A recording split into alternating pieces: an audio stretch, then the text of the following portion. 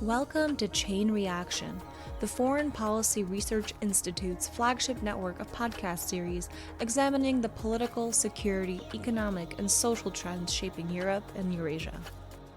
Throughout the year, we're talking with experts about developments in Russia's war in Ukraine, the new European security order, the past, present, and future of the Baltic states, Russia's political economy, and great power competition in the region. Join us each month for Bear Market Brief. The understanding of Russia, which is broadly as Russia as a great power that has its own special path, that has a mission, and that needs a strong state, and a different path to that of the West. I think when you look at these other industries, what you find is that there's a lot of pain built up in different parts of the Russian economy. Some of it's only going to be felt over a longer period of time. Baltic ways. There were the countries that when the war started, they were willing to be, those voices of moral conscience. The continent. I think that this conflict today proves that we are able to go past grievances and that we are able to look into the future, into the common future together. Report in short. This is the real Achilles heel of Putin's mobilization. And of course, our flagship, Chain Reaction. These two countries are interacting militarily or have been interacting in several different conflicts. And in some cases, they're on the same side, and in some cases, they're not. New episodes are available each week on Apple Podcasts, Spotify, or wherever you get your podcasts.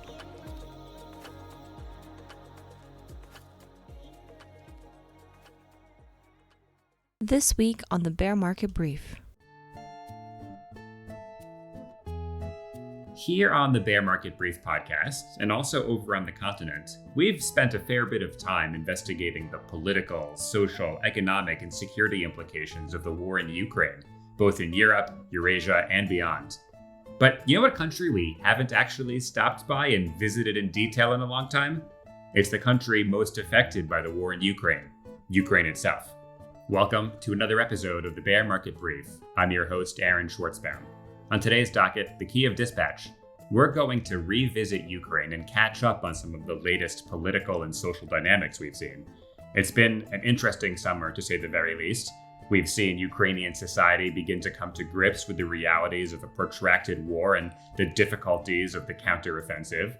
We've also started to see what may be the beginnings of a thaw in Ukrainians' party politics, formerly very contentious. And perhaps most importantly, we're going to hear about, how people are doing these days. Joining us this episode is a friend of the Bear Market Brief podcast and a friend of the Bear Market Brief newsletter, Fabrice Deprez. Fabrice is currently reporting for La Croix in Kyiv, but he also has two newsletters of his own that he'll talk about during the episode.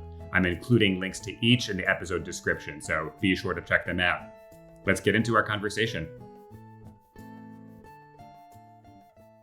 Fabrice, great to have you back. So it's been a little while since you joined the Bear Market Brief podcast. Catch us up a little bit. Where are you? Where have you been since the war started? What keeps you busy these days? Hi there, Aaron. Great to be back. It has been a little while. So right now I'm in Ukraine, in Kyiv. I just got back after a few weeks of vacation back in France. I've been covering the war pretty much since the beginning. I was first, when the war started, I was working for the international department of a French newspaper, La Croix, and so I covered that in that capacity for the first 3 weeks of the war. And then I came back starting in August of last year as a full-time correspondent in Kyiv, which was my old job I was doing before the Russian invasion. And since then I've been pretty much living in Ukraine full time. Covering of course the war in the military sense, but more in general how that war is transforming Ukraine, which obviously is transforming in a huge capacity. So let's start with our first question. I want this episode to really focus on anecdotes and kind of a slice of life now about what's happening in Ukraine. So how is life in Kyiv broadly these days? On one hand, we see often propagandized by Russian media footage of people out at bars. On the other hand, I know there are still airstrikes and work with Ukrainians who sometimes turn up to meetings kind of bleary-eyed and tired. What is going on when you leave your residence in the morning? What do you see on the streets? How are people doing? It's interesting because actually when I got back to Kyiv on Friday last week, so after a few weeks out of Ukraine, one of the very first things I saw in the morning was a group of kids, some young and some like teenagers, but also small kids, like maybe 40 or even 50 of them, just like walking in the street, like happily laughing, having fun, talking, looking at the smartphone, and just like walking at a brisk pace. And it did take me a few seconds to realize that they were actually going to the bomb shelter because there had just been an area alarm. And so I'm guessing the school itself didn't have a bomb shelter. So they go out of the school, they cross a few streets. Maybe they were going to the nearby metro station. And, they were used to it. So there was no panic. The kids were laughing, were talking, like business as usual, which I think is fairly representative of life in Kiev at the time, where, if you get dropped in a street of Kiev in the middle of the day when there is no air alarm, and if you were not aware that there is a war going on, you could not know about it. You could see perfectly normal life, restaurants working, bars working. Yeah, very, very normal life.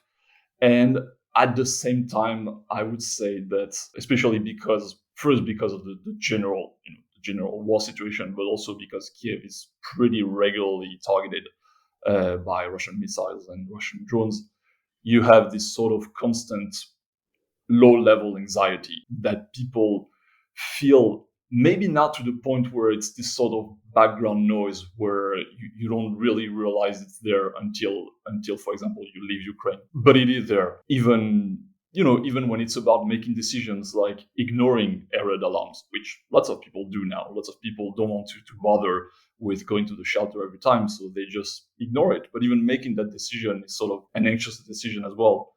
And it's particularly strong, of course, when you have kids, when you're sending your kids to the kindergarten, to school, when you're dealing with air raid alarm in the night. So that's the way I think I could describe it best. This, normal life most of the time, honestly, with this constant anxiety. And of course, those moments when you have actual airstrikes, actual missiles being shot down above the skies, which is when you can hear it most clearly. When you have an Ukrainian air defense that blows up a missile in the sky, that's when it's the most bright when it comes to the sound. Yeah, it's a bizarre mix that I can understand people may have trouble understanding.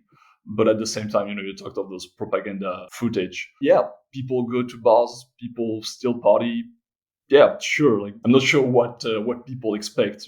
I'm guessing even in London during the Blitz, people were still trying to have fun and hopefully succeed at that time. So yeah, there are still parties, there are still bars working well, which serve to try to hide at least this anxiety that is now pretty constant. Let me ask you a much more boring and mundane question, but just since you brought it up, coming back from vacation, how do you even get into Ukraine these days? What does that trip look like? I know the airports are still closed, no? Yeah, the airspace is still entirely closed. You take the train. In my case, I took a plane to Warsaw from Paris, and then took the train to Kiev. I would say that's the most common way. You can also enter through Moldova. Well, you can enter from any bordering country of Ukraine, except of course Belarus and Russia. But yeah, it's a long train trip. You can also go by car. Usually, if you take the car or the bus, you're gonna have much longer wait lines at the border because there is lots of traffic at the border.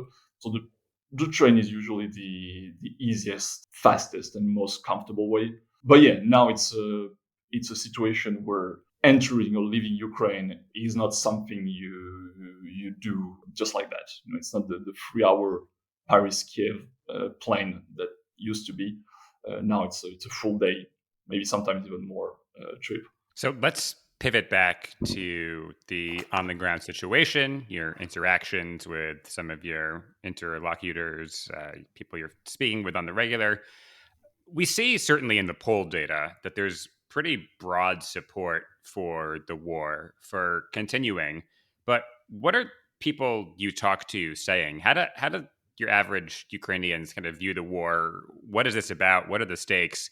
And then as a follow-up question, I know the counteroffensive has been difficult, costly. Has that changed anything about the way Ukrainians feel? So I think it's a difficult question because there is this idea that for all Ukrainians, for example, the idea of the war stopping without a complete Ukraine victory is absolutely unthinkable. That there is no negotiation that is possible at all, and I don't necessarily think that is true. But the thing is, there is a huge level of uncertainty, and I think that's the main thing when you talk about support for the war and the idea of negotiation and everything. For most Ukrainians, it is seen as something unavoidable. They don't see a way out, they don't see an exit. So it's not really like, do I support keep going with the war or do I support negotiation? It's more like, well, obviously I don't enjoy my country being at war.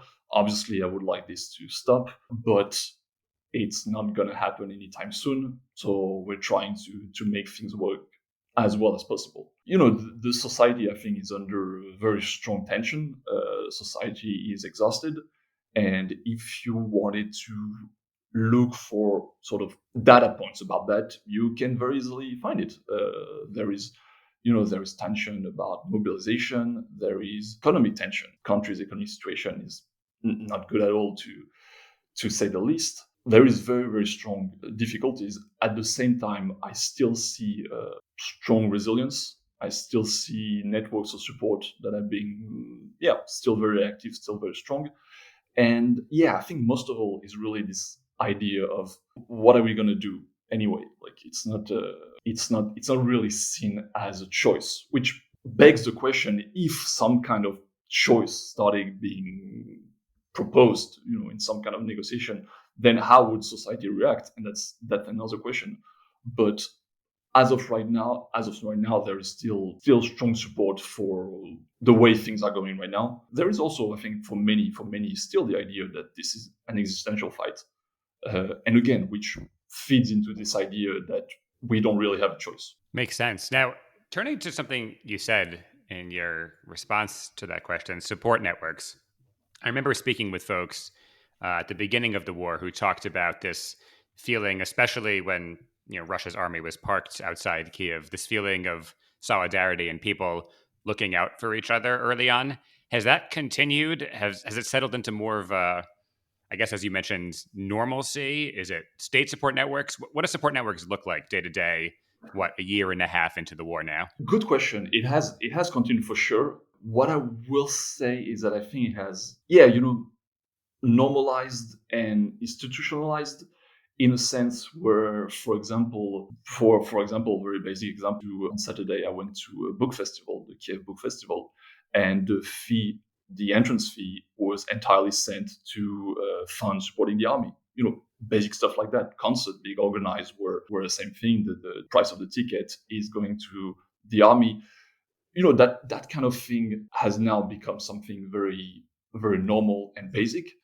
And you still have your networks of volunteers who are going to bring equipment to the army, which are still active. On that front, though, I have heard from some of those volunteers, especially you're going to have the very big organization that can raise literally millions of dollars and are the most visible, but you also have thousands of much, much smaller organizations, sometimes 5, 6 people, 10 people, who usually are going to deal in much smaller number, but usually help like some specific military units. And those guys told me that they're now having more trouble raising money, because I don't think it's really a matter of attention for the war going down, because if that is the case in the West, obviously it's not really the case in Ukraine. I think it more has to do with very basic economic issues where people cannot necessarily now afford to give on the level that they would give at the beginning of the war. At the beginning you had many stories about people giving their entire savings to some organization supporting the army. You can only give your entire saving once, right? Once you've done it, you can't really do that again. So there is this issue of like maintaining support, especially for those smaller organizations. It definitely still exists, and it's definitely now being done, with the long-term perspective. Let me ask another question about support, but a different kind of support. So certainly lots of coverage about providing F-16s or not providing F-16s, or the ATACMS missile or cruise missiles or not, or anti-aircraft, and what are Western countries given? I think there's a lot of hay made, for lack of a better term, about kind of the inside baseball, the negotiations. But how do Ukrainians feel now about Western support, Western countries? What is the mood there? Good question.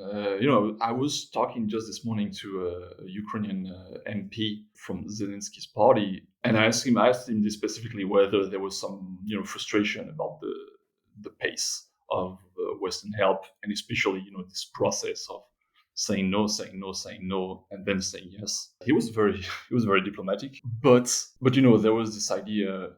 Yeah, if we had gotten more earlier, maybe the counteroffensive would have gone differently. So that was said very diplomatically, but it was said, and you can hear it in much less diplomatic manners elsewhere. So yeah, you have some frustration with the pace of the support, always mixed in with, we are very aware of the importance of that support, and we are extremely thankful. But the other thing that I was told by this MP that I think is also very, very representative is the idea that, okay, now we sort of got almost everything we wanted. There's still the question of the F-16s and the long-range missiles, but that's pretty much the end of the list. Now it's all about continuous support, and it's all about quantity. Like, we got a dozen armored vehicles. We need more, like 100 or even more. So there is this, I'd say, transition period where it's not about ticking off the checklist.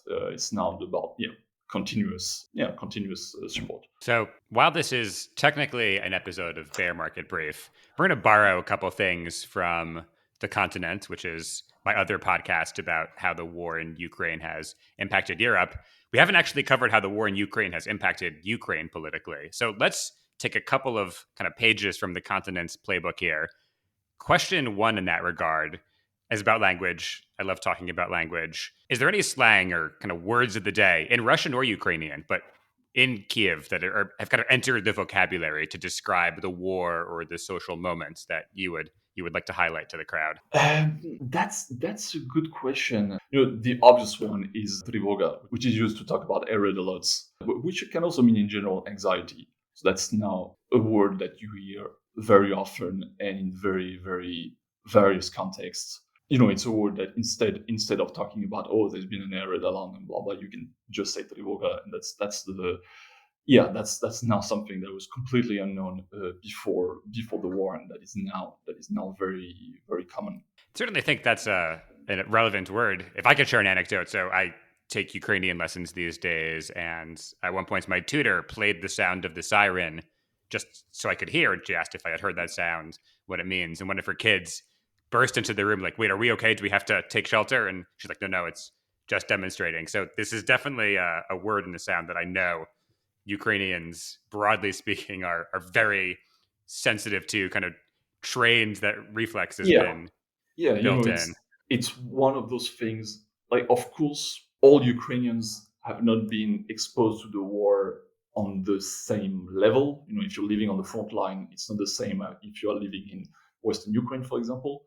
But that sound of the air raid alarm is something that every single Ukrainian, wherever they are, have experienced. So it's really probably the one entirely common experience for every single Ukrainian living in Ukraine. So it is very powerful. Yeah. Even now, when I think all Ukrainians have heard it hundreds, if not thousands of times. Well, I think this is going to be one of the lasting impacts of the war. Is now all Ukrainians have a common shared experience. So I think that will have absolutely interesting political implications. Speaking of, I did some homework before recording with you today, and I was looking at our last appearance together here on Bear Market Brief before the war. We were talking, I believe, about local elections. At the time, I think Zelensky's approval rating was about 25%. The Servant of the People Party, his political party, I don't know if lost was the right word, but certainly had come down to earth and was being treated and viewed more like a regular old political party. So one of the things I've heard over the course of the war is that Ukraine's domestic politics, famously fractious. I used to watch lots of videos of fights in the Verkhovna Rada, Ukraine's parliament, but that Ukrainian politics are essentially on pause. Folks have rallied around the flag. Would you say that's true? And if not, what are we seeing debates around? So it was definitely true. And I think now actually we kind of are in an interesting sort of transition period in that area, because on the one hand, you still don't see and you still haven't seen any major sort of political debates where one political force would openly oppose either Zelensky or the government, like strongly oppose it. You still haven't seen that. So in that area, there is still sort of a united front. On the other hand, something that I used to hear a lot at the beginning of the Russian invasion in the first month and even the first year, I'd say, when you asked anything kind of controversial about the political situation, you will always hear, "We'll see about that after victory."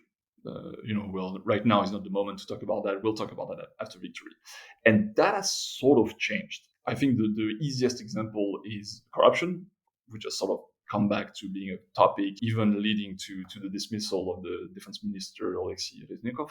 You can also see this more recently in the talk about doing elections in wartime, which just a few months ago was really not even a topic of discussion. It was considered completely ridiculous. I had a fairly former high-ranking Ukrainian official who was also a pretty strong Zelensky opponent, who at the time told me, right now, anyone who opposes Zelensky is a traitor. So it's not really like we don't even talk about that.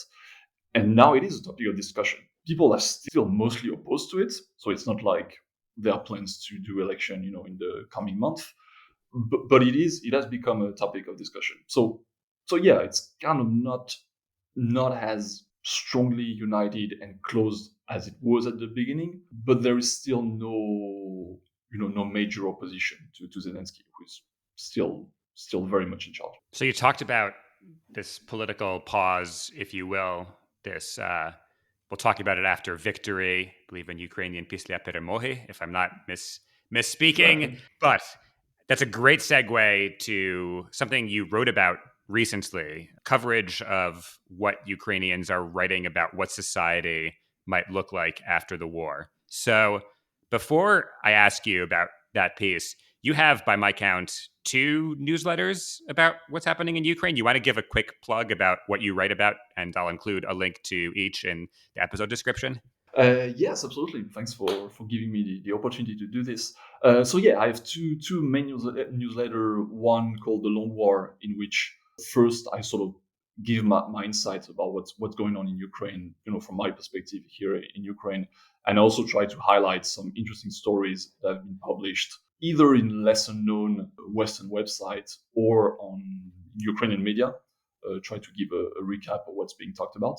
And I also published the Ukraine Pulse, which is very much focused on the debates that are happening in Ukraine society, among experts, pundits, among activists on social network, to try to sort of give the sense of what is being talked about in Ukraine at that time, which can be fairly different from the conversation that people in the West have about Ukraine. So try to give a more Ukrainian-centric perspective. To that effect, just one editorializing for a second, highly recommend if you're curious about these sorts of issues, read Ukrainian media. They have really fantastic, truly fantastic journalism, really good investigative work. But turning to this piece you wrote about Ukraine's future and what writers had to say about it, what did you find? What were some of the viewpoints about what happens next? Yeah, I found a lot of very different viewpoints, which you could say is fairly obviously that there are going to be very different views of what will happen after the end of the war. But I think also does reflect the uncertainty about what after the war even means. There is a not insignificantly small camp in Ukraine that has this idea of an eternal war with Russia, with this idea that war with Russia will never end until Russia itself has dislocated, until Russia itself is no more, which I don't know I don't know that it's the view held by the majority of the population, but it is clearly a popular view. Not everyone has that view. You also have those who think that the war will end at some point. But here there is also this idea that really a lot for the future of Ukraine will depend on how it ends, of course. That, victory will put Ukraine very strongly in the camp of the West and will allow Ukraine to start rebuilding in earnest and, kind of start a new project. But that anything less than complete victory, even if it's not defeat, will have, big implication. And one thing that I found particularly interesting was this op-ed talking about the potential of increasing resentment against the West if Ukraine does not, win a total victory. There could be this situation where I think he compared it to potentially Hungary or Turkey, sort of a more authoritarian turn, which again serves to highlight the uncertainty and how important the result of the war is for the future of Ukraine. And another fear that I think is pretty clearly highlighted in those talks about the future of Ukraine is the demographic issue, the fact that a lot of people have left, and really the kind of big question of when the war ends, will people come back to Ukraine, or will even more people leave as restriction? So for right now, men of fighting age are not allowed to leave the country. If those restrictions are lifted, are they going to leave as well? That's also a big worry, and so there are discussions on how that could be avoided. And again, that would entirely depend on what the situation is in Ukraine at the end of the war. So yeah, it's a lot of uncertainty. At least when I did this issue of Ukraine Pulse, most of those op-eds I found sort of reflected more anxiety. I'm sure there are also more optimistic views, but I think the uncertainty is really the common viewpoint. And our word of the day. Fabrice, thank you so much for joining. That was a really nuanced update. And again, I'm including a link to both of Fabrice's newsletters in the episode description. If you want to follow this, sign up. Thank you so much. Thanks again to Fabrice and to you, listener, for joining. So what do you think? What is the future of Ukrainian politics? How might the end of the war affect that? Let us know on the website formerly known as Twitter at the handle @BearMarketBrief. The Bear Market Brief podcast is brought to you by the Foreign Policy Research Institute. That's FPRI, a nonpartisan think tank based here in Philadelphia. For more information on this initiative and on many others, visit our website, fpri.org. We'll catch you next time.